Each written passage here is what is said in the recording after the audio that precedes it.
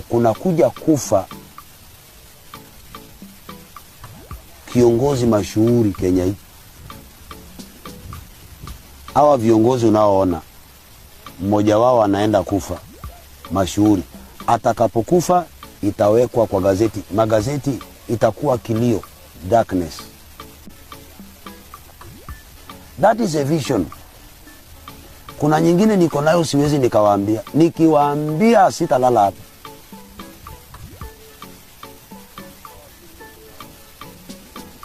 Lakini si nimesema kabla haijafanyika.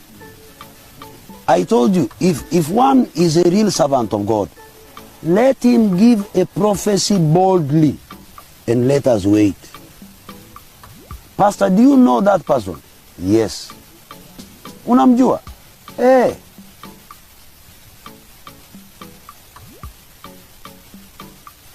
Si mengine yote nimetabiri. Kuna ile ambayo imepita bila kutimia. Hii pia nimewaambia.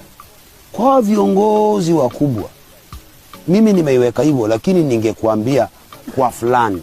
Lakini kwa sababu siwezi nikawaambia direct,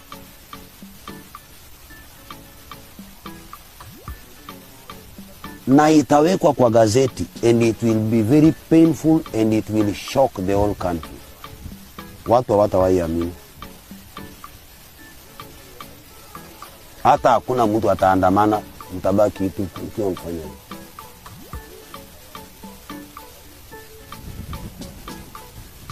And it is coming to pass. Hiyo inakuja.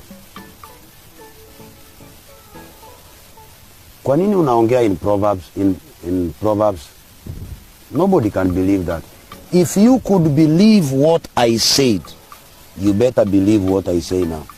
But if you could not believe what I said, how can you believe this? If what I said never came to pass, don't believe this. If it came to pass, be very careful with this. It is coming to pass. Kuna nyingine siwezi nikawaambia. I know it like yesterday and today.